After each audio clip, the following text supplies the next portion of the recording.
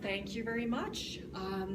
The images that are playing as a slideshow in the background are images that were part of the Art and Activism show last year at Visual Arts Alberta, to sort of give you an example of the kind of work that I do as far as still photography goes, and to provide a thematic backdrop for this session. So this is about documenting activism, a practical guide for organizers. How and why I started this. So I showed up to my first peace rally in September of 2005, and I asked permission if I could take some photos there.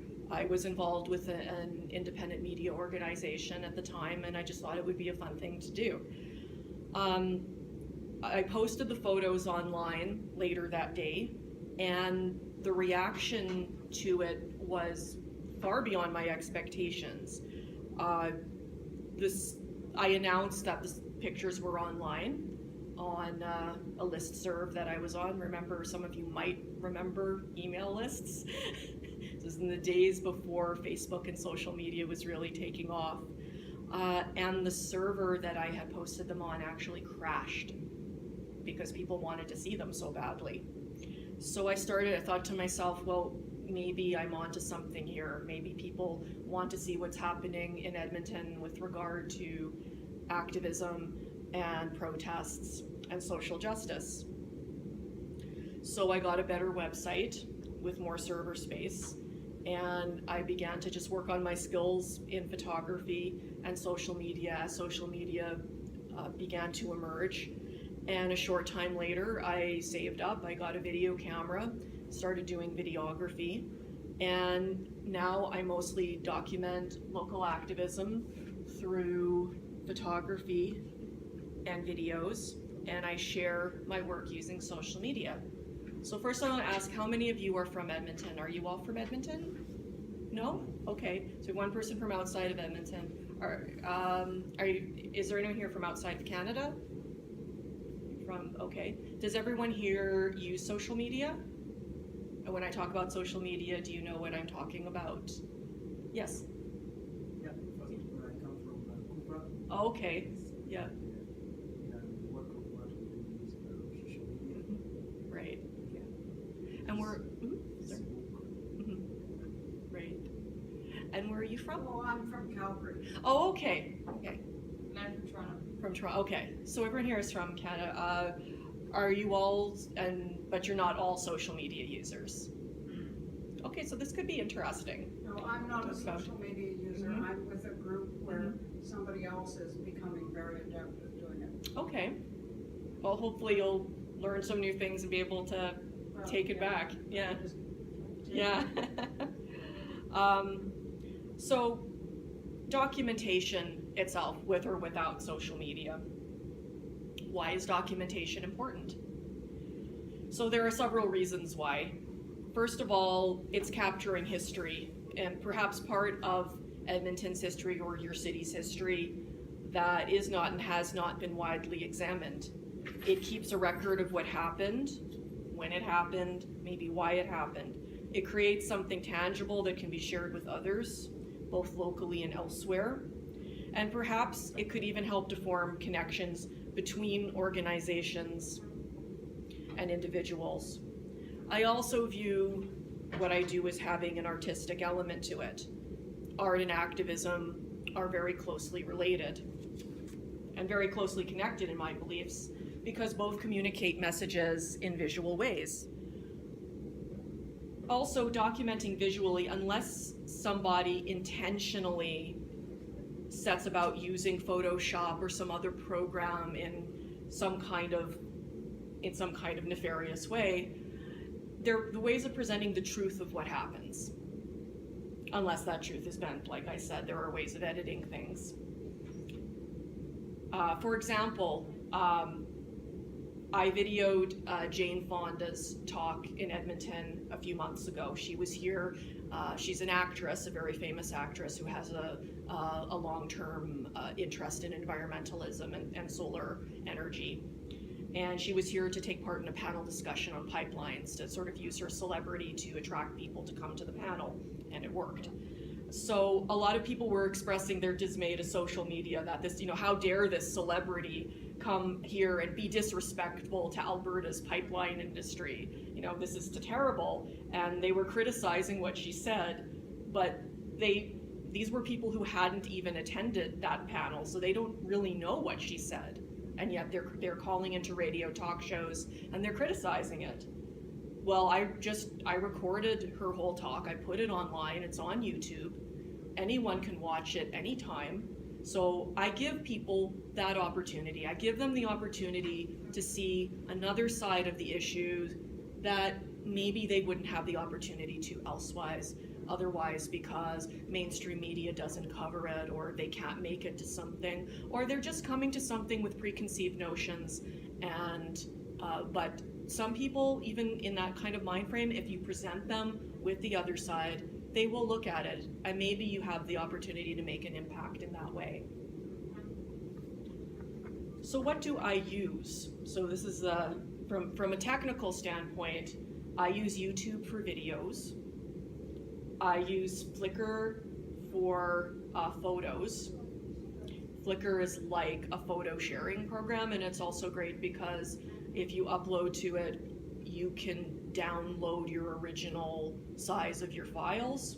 So if I'm somewhere and I need access to one of my pictures, for some reason, if I need the original high-res file, and I have a Wi-Fi connection, I can just download it wherever I am without having to have my hard drive with me or carrying memory sticks with me. So it's very convenient in that way. YouTube is also very easy to share from, because when you upload a video to YouTube, it generates a link, and you can share that link with anyone. You can share it on social media, you can email it, you can embed it into a website even, where on the web page, the YouTube viewer will actually show on the screen, and you click play, and away you go. I generally share my work on Twitter and Facebook, because those I find are the most commonly used social media platforms. I find that the sharing capacity between them is quite great. People can retweet tweets, people can share a Facebook status if it's set publicly.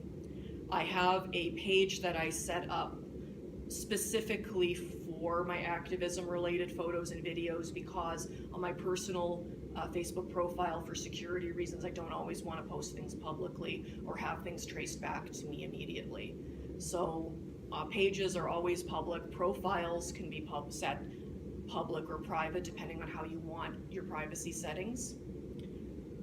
So, and more I've been using Instagram.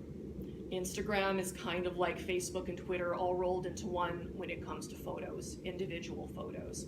So you take a picture with your phone, you upload it into Instagram, and you can share it immediately, not only on Instagram, but also on Twitter, also on Facebook, and several other social media platforms if you use them at the same time. The only drawback to Instagram that I find is that it only works on a smartphone. There's no desktop version of it yet, and there's no tablet version of it. It doesn't work on an iPad. It's just the phone version. So you have to have a smartphone in order to be able to use it. So that can present barriers to some people. For blogging, I do blog. I do have a blog called radicalcitizenmedia.com, and that's where I link up all of my photos and videos into different categories depending on what the theme is of what I'm shooting. So I like WordPress for that because it's quite intuitive. It's basically like a content management system. You don't need to know a lot of programming to use it. You don't need a lot of technical skill to use it. And before WordPress, I used to use Blogger, which operates almost in a similar fashion, but WordPress is really what's becoming the standard. in terms of capabilities for blogging. Now, there have been conversations about the efficacy of the use of social media when it comes to activism. There's agreement that it's a great way to get messages out, but it's also important to be cautious because there are privacy issues. And as somebody myself who I've been the target of some online nastiness, shall we say, you have to be careful. So don't always accept any and all friend requests. I always make sure that it's somebody who, on Facebook I have my settings such that someone can only send me a friend request if we have friends in common, and then I look at who those friends in common are when I get the request, and I look at the person's profile itself to see what kind of things they're posting publicly, and whether or not it just, you kind of have to trust your own intuition at a certain point as well. If something seems off, it very well might be. Also, be careful about sharing personal information.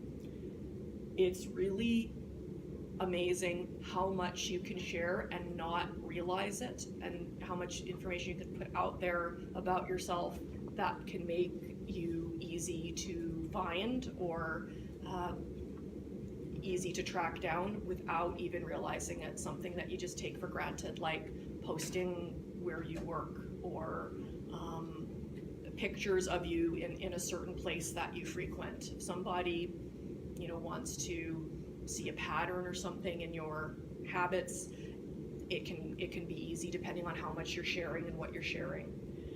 And of course, there's issues of privacy and permission in terms of photographing people in terms of what you're photographing and what you're posting. Now, photographing people in public places taking part in public events in Canada, there is no issue with that, except in Quebec.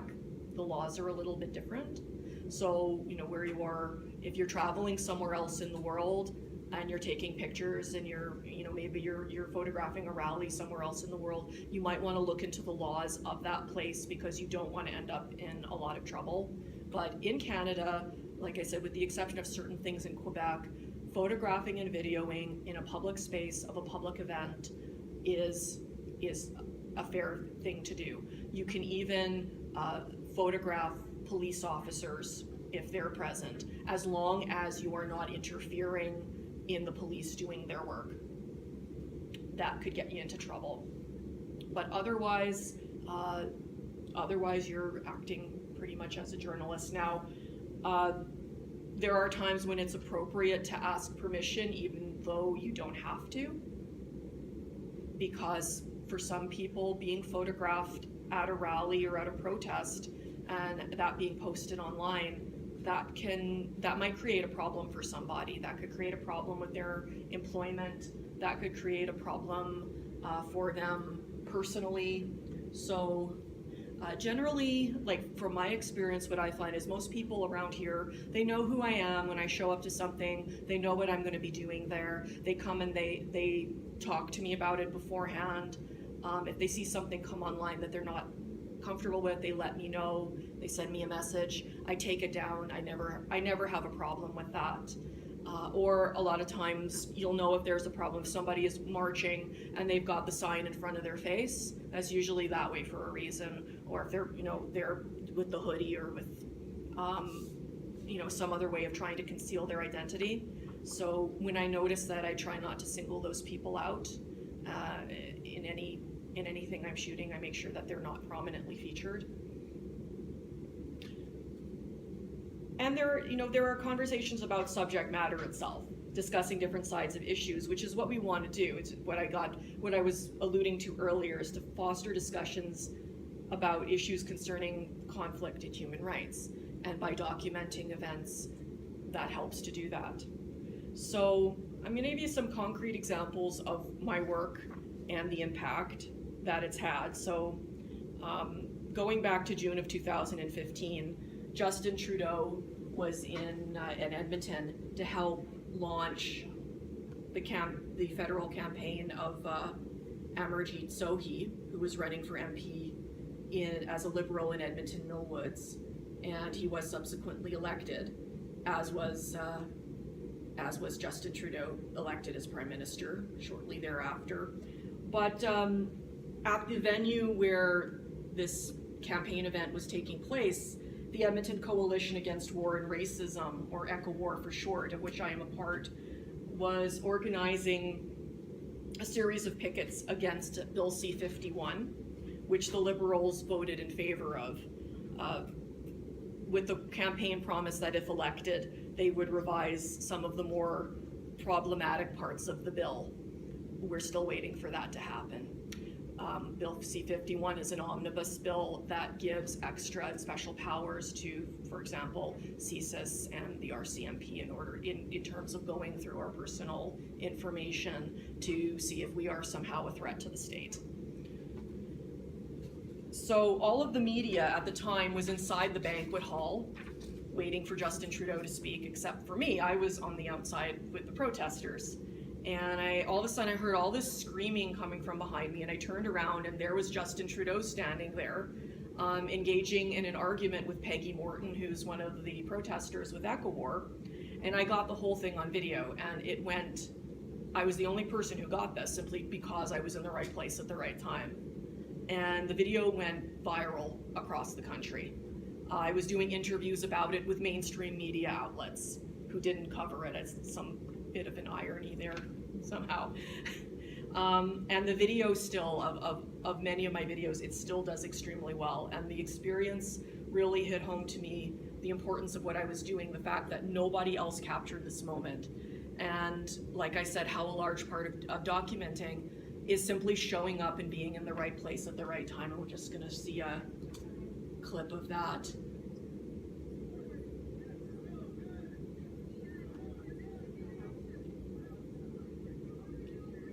I can get trying to get the sound a bit up on this. I don't know about the volume. Yeah, okay. Let's see if that works. There are elements in that bill that keep Canadians safe in a concrete and serious way. And we need to make sure that we're balancing the rights and freedoms with the protections of Canadians. How can you balance rights and freedoms without rights being guaranteed? People can have no security. Actually, So there's no such thing as balancing rights and freedoms. Of course there is. Balancing rights and freedoms is what the nature of society is. Balancing it the proper way. And let me give you a concrete example. And I understand your concerns about Mr. Harper, for example, because on the case of Omar Khadr, he has done everything he can to try and keep Omar Khadr behind bars. But our court system and our Charter of Rights and Freedoms has worked very, very hard to make sure that he's actually protected and has released him on bail. We have a system where social system works. The Liberal I'm Party. not voting against the Charter of The Rights. Liberal Party kills the Charter of Rights.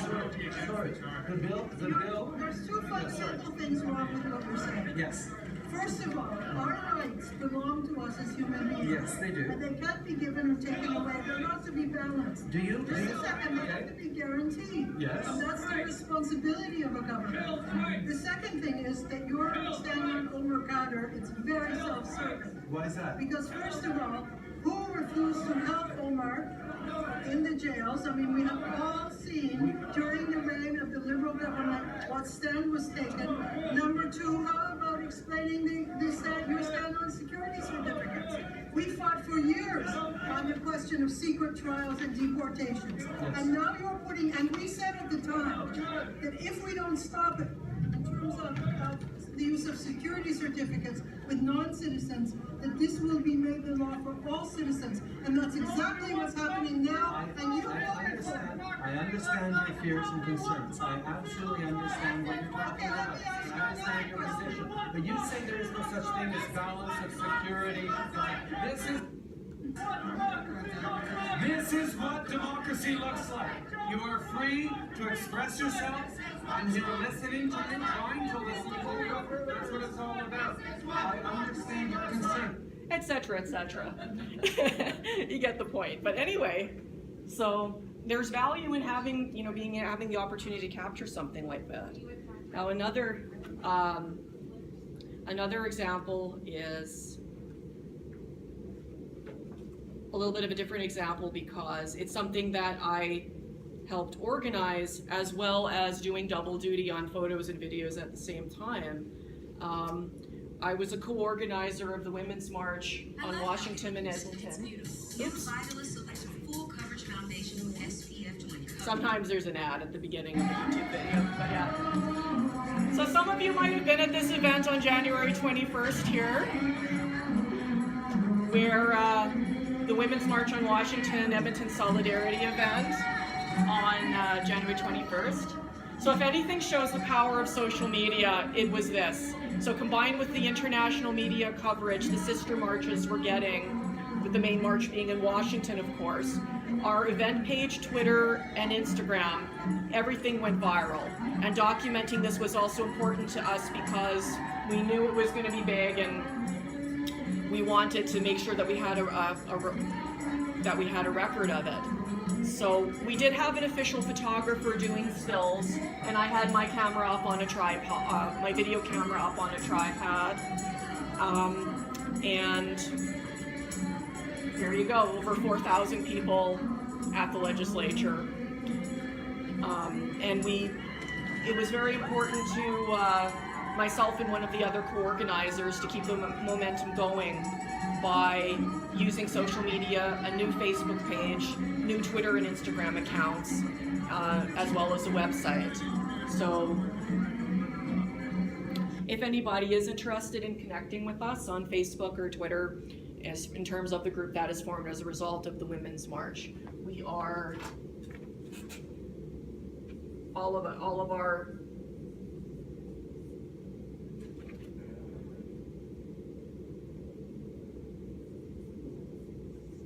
everything is at WMWYEG. That's Facebook, Twitter, and Instagram. So how does documenting impact the community? So it gives everyday citizens a voice and a platform they may not otherwise have. Mainstream media, as we know, often doesn't cover progressive and activist events at great length, if at all. I'm putting up entire events, entire speeches, or at the very least more than the 30-second sound bites that you get on the nightly news. And it also impacts the community in that it creates resources for future actions and the ability to start dialogues on the issues presented. So other reasons why you might want to document, besides having a historical record, is to protect yourself or your colleagues by having recorded details that the memory may otherwise lose. If you're taking part in a protest or some kind of event and something odd or bizarre happens, you've got it. If you ever need to show evidence of something later on. To share your movement and experiences online and connect with like-minded groups and individuals and grow beyond your borders. To help build grassroots community locally and beyond through the sharing of resources. To help attract others to the movement by presenting who you are and what you do in a very concrete way. Pictures and videos speak volumes beyond just written descriptions, although writing is important too. It allows you to be the media and cover important gaps in coverage through citizen journalism. And just for yourself, just like there are people who always take pictures at family gatherings, events and protests can make important memories in our lives as well. Now, I do realize when it comes to photography and videography, there is definitely an issue of access and privilege. Like, you need the equipment, you need a camera, or at the very least you need a smartphone that can record, and ideally you need a computer or regular access to a computer. But I always stress to people, you don't need a fancy camera, an inexpensive point and shoot, whatever you can afford. They've really increased in terms of what they can do, and prices have gone down. And a smartphone often can suffice. Again, the quality of pictures that you can get and videos you can get with a smartphone has gone up a lot in the last few years. When I had my television program on Shaw TV, there were segments of it that were shot with an iPod, and you really couldn't tell the difference. So And also, if you take something with a device that has Wi-Fi connectability, you can share it immediately. You can take a picture and tweet it immediately. You can Facebook it immediately. You can Instagram it immediately. So when you do post something, don't forget to add hashtags. Do you all know what a hashtag is? Okay. Hashtags are like this. When you post something online and you add a crosshatch and a term, it makes it searchable. For things that are posted in Edmonton, YEG is often added. So if somebody is narrowing down their search field to Edmonton, events have specific hashtags.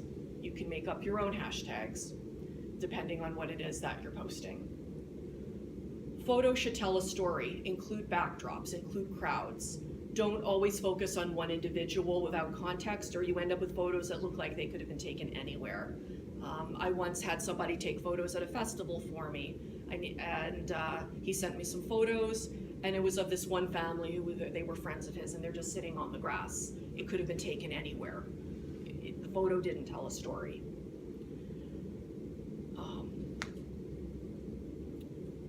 Now, I mentioned before about photos and videos being fair game in public places, but be respectful of people's privacy concerns. Children, another issue altogether. It's always a good idea to get permission from parents and guardians if you are singling children out. And something that I try to do when I'm shooting something is if there are children, I try to shoot from behind or in a way that their faces are not obscured, or there's just such a crowd that you can't really tell who's who, that kind of thing. I try not to single out children unless I know their parents. And just as a caveat, I'm not a lawyer, so if you do have questions about anything from a legal perspective, definitely check with a lawyer. I'm speaking from what my understanding of what I know of law concerning this in Canada. When it comes to photo and video editing, I try to shoot in a way that would require minimal editing. I don't like to change things a lot. I don't like to do anything that would interrupt the narrative that I'm trying to create. Documentation to me means being true to what I see, so I don't want to change it or enhance it much, other than occasionally doing some cropping or a little bit of color adjustment. And most computer operating systems come with a basic photo or video editor. So you don't need to go spend $500 on a fancy editing program. If you're writing something on a blog to go along with your work, or to summarize an event that you've been to, use generally photo captions and descriptions. You can do that when you post something on social media, although on Twitter you are restricted in terms of how many characters you can use. Keep Facebook posts as succinct as possible. A lot of people tend to ramble a lot on Facebook, and that's not really the ideal format for it. You don't have to be an English major or a wonderful writer even, but just make sure that you are self-editing as much as possible. Or work as a team, have somebody else edit your work if writing is not your strong suit. And always be careful what you write. There's a saying, I didn't make it up, I wish I did. It's say it and forget it, write it and regret it. When something goes on social media, as most people of a certain generation know, nothing ever really vanishes from the internet anymore. You don't want something coming back at you down the road because you posted something in a heated moment of anger or emotion. And when you do publish a blog post online as well, it will generate a unique link that you can also share on Facebook and on Twitter and whatever other social media that you use. From a technical standpoint, best practices with photos, and this can be applied to videos as well, make sure you have batteries in your phone and that your cameras are charged, that your phone is charged. I know that sounds really, like common sense, but you wouldn't believe how many people go to an event and they didn't bring extra batteries or they didn't charge their cameras first. Carry a charger and battery packs for phones and your cameras if you're able to. Some camera batteries, I do realize, are proprietary, so they do cost a bit of money in terms of getting extra ones, but if you can afford an extra battery, be sure to get one and make sure that it is also charged up in advance. When you're posting photos on Instagram, use good descriptions. You've got quite a bit of space to work with, so you can be very descriptive in what you're writing. Use lots of hashtags, and you can set your social media settings to push the post onto Facebook and Twitter as well. Question. I understand the point of hashtags, especially like night change, you know, so that everyone posts Right. and you can find what everyone posted about the company. But when people make up hashtags, Yeah. people write in hashtags, right? But they're like, Yeah. it's like, Yeah, I'm so cool, like, or whatever. I mean, they're that's being just- dramatic, basically. And it can be really funny, and Yeah. it can somehow make people more Yeah. like interested in reading what Mhm. but I don't understand it. Mhm. I don't understand why you would need to use so many hashtags unless they're actually pointing in places Mhm. where you're collecting. Right. the- Yeah. Can you share with me why hashtags? Well, sometimes somebody will make up a hashtag, like you said, like hashtag I'm having a really bad day or something like that, just to be dramatic or funny. The only time I use a lot of hashtags is to try to reach the widest audience possible. So, for example, if I'm posting a picture of something, depending on what's in it, I will post YG for Edmonton. I'll post the hashtag for the event. I'll post maybe a hashtag relating to the subject matter of the photo.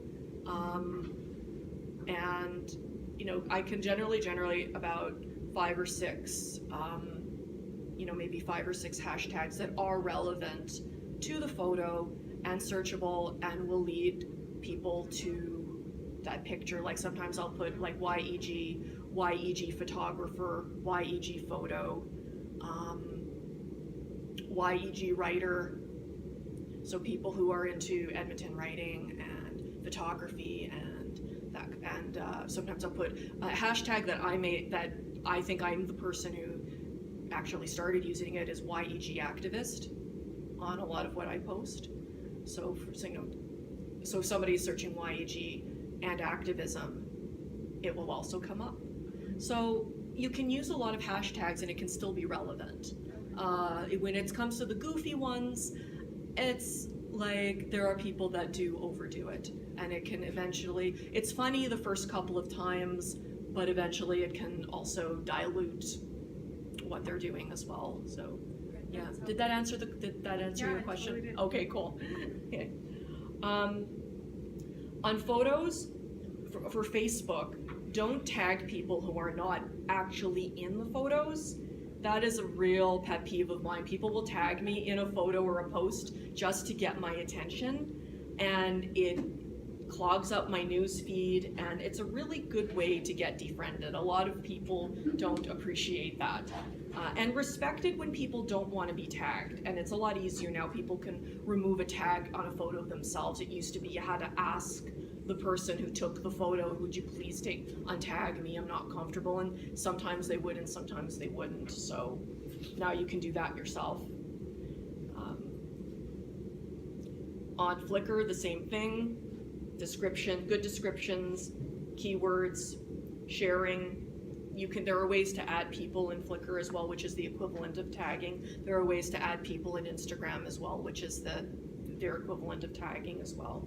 For writing and blogging, also use a lot of keywords in your writing descriptions. Have someone else edit your work, fact check, and be sure to always share your links to your work on social media.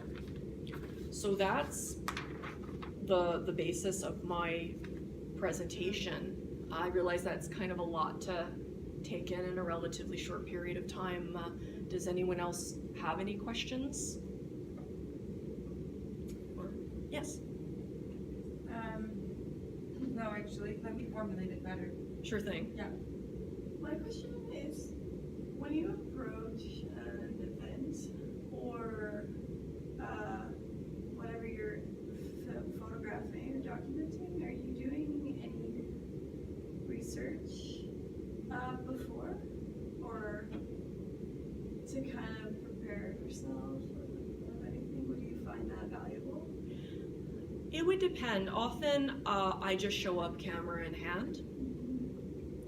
I will always take a look at most of the way that I find out about most events are on Facebook or by word of mouth or some kind of an email invitation. So I'll read the description, I'll see if it's something that I am comfortable covering, I'll see who the organizers are. That was also very handy when I was doing my television program because I'd always want to maybe interview one or two of the organizers, so it's always a good idea to know who those people are in advance. Yeah, so sometimes if it's a cause that I'm maybe not as familiar with, I would do a little bit of research as well, which helps if you end up getting into online discussions about what it is that you've posted, especially if people may not agree with you. Right. Do you find you have to be careful then about like what you're showing up to and like what if, right? Yeah, I have some personal boundaries in terms of what I will and will not show up to at this point. I won't usually cover something that doesn't align with my morals and values because I don't feel that I have to. I don't feel that I'm obligated to. I did show up to one of the coup d'etat right-wing Save Alberta rallies last year, which was an interesting experience because I got recognized, and that led to some interesting situations online.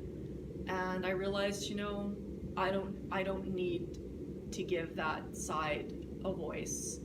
I can choose my way. See, when I film something or take pictures, like I said, I don't do a lot of editing. My editing, you would say, is in what I choose to cover. That's my editing, what I'm choosing to put out there.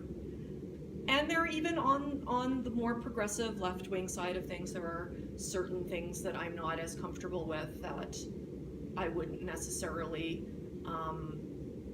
feel inclined to film either. So I kind of just use my judgment and also based on my time and what else I've got going on as well. Yes? Do you respond to people who disagree with you? A, if they disagree with you in a tactful way. B, if they disagree with you in a very rude, offensive way. We have a saying online, don't feed the trolls. Okay. So it would, like you said, it would really depend on how I was approached and the tone by which. This happens on Facebook with me quite a lot because I do have people I consider friends who are on opposite sides of the political spectrum, and it can lead to some very interesting discussions. And I think there are valuable discussions that can be had, of course, if the tone remains calm and respectful. Often it doesn't, and when things escalate, I use my judgment and stop the conversation. If I get a lot of things on YouTube on videos that are just insulting or homophobic or outrightly racist, and I just delete those. So if it was on, I'm not asking this for myself, I'm asking for someone else. Right. But say if something came on Twitter about, say, well, here's an actual example, a Hiroshima commemoration, and somebody sent in a message saying, well, this ended the war, furthermore, all these people had killed a lot of people and they deserve to die. But is that the kind of thing, would you answer? Would you just feel it's okay to just ignore that? Yeah, that's a tough one. And again, I would leave it to a person's individual judgment. And sometimes I'll respond once, Yeah. and then it can become obvious after that what the person's motivations really are. If they are really just wanting to discuss things, or if they're there because they're just trying to tie up your time and going round and round and round, and nobody's got time for that. Yeah. Yes. You mentioned don't use the physical much, but today we see a lot of social media activists use a lot of Facebook. Sometimes it's stimulate because information runs quickly. Right. Why not using Facebook? Using Facebook is a great way to get stuff out. What I was cautioning against was being careful with what you're posting publicly on Facebook. But you use Facebook? Oh yeah. I use Facebook a lot. I post a lot on Facebook. A lot of what I post is friends only. Sometimes I will post something publicly. When I post videos and photos I've taken in an activist context, I have a separate page I use for that, so that it could reach a wider number of people, and I can make sure it can stay public. If I have some kind of an issue with my Facebook and I have to lock everything down to friends only, then it doesn't lose the ability for people to be able to have access to those photos and videos, which is a problem that I was having. Yes.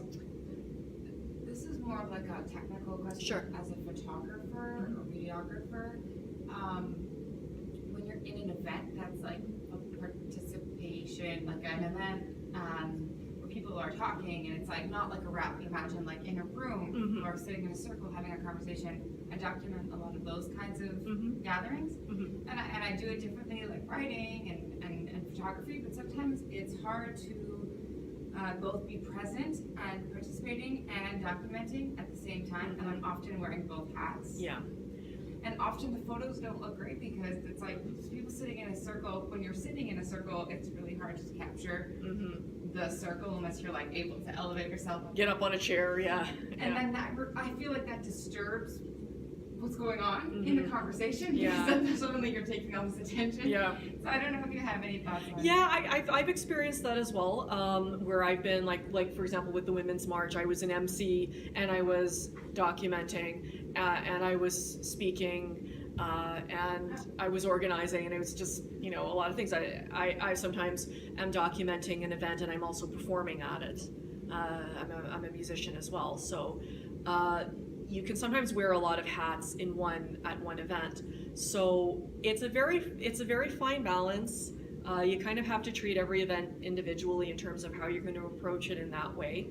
Sometimes there have been times where I've wanted to be more participatory, but I knew that my videos or my photos would suffer as a result, so I just chose more to stay on the sidelines and do what I'm doing and get the better documentation, get the better photos. And I always try to do what I'm doing in a way that is the least disturbing to whatever it is that I'm documenting, and however way to do that. And again, it depends on the room setup, it depends on a variety of different things. So you kind of have to treat everything in an individual way and just see what works the best.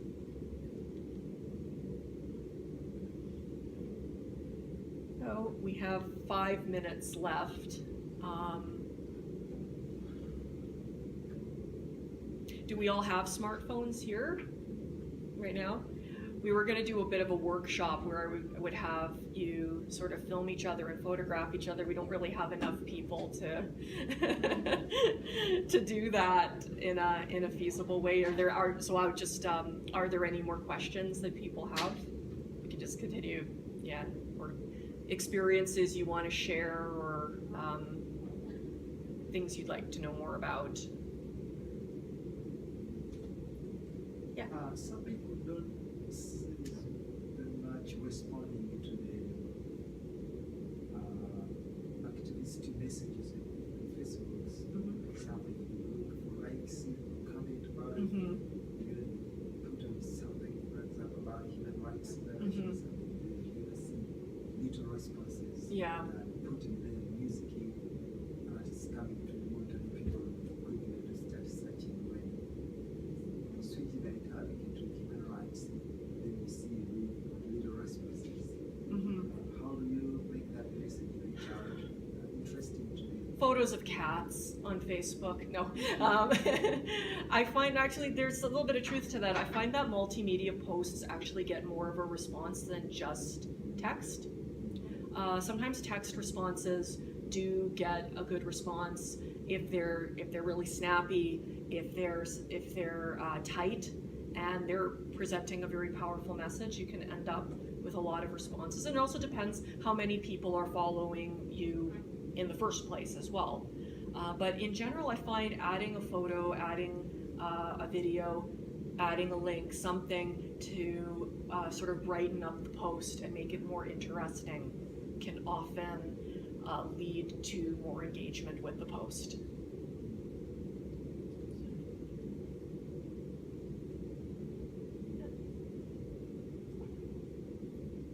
Okay, I think we have time for maybe one or two more questions. I have a simple question. Yeah. It's not so simple. It's not the technical one. How many events do you go to in, let's say, a week or a month? Fewer than before now that the NDP government has been elected in Alberta. Quite honestly, at one point it was like we were at a rally, it seemed like every other day in minus 30 at lunch hour at the legislature. So the left likes to protest and the right is waiting for their next turn? Or? I think that, well, I think people are a little more satisfied right now. There have still been protests because, of course, things aren't perfect, and there have been other things coming up and other things going on in the world. But how many I attend on a weekly or monthly basis, that is, it's extremely variable. Anywhere from 3 or 4 to one or two on a week-by-week basis. Yeah. I've been to, I don't know, I would guess, I've been doing this for about, I guess now it would be almost 12 years. And I've probably been to 200 or 300 events, if I counted like everything, like the conferences and that kind of thing as well, in addition to protests and rallies.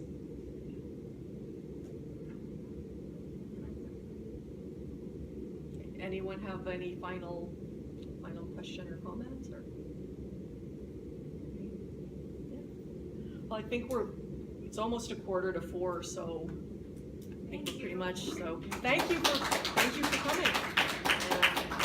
And thank you for choosing this workshop, and I hope you have a great rest of the conference. And if you want to get a hold of me, I'm on Facebook and Twitter and Instagram as @livingsanctuary. wordspicturesmusic.com is my website. So feel free to shoot me a friend request or add me or send me an email, whatever, if you ever have any other questions. Thank you. You're welcome.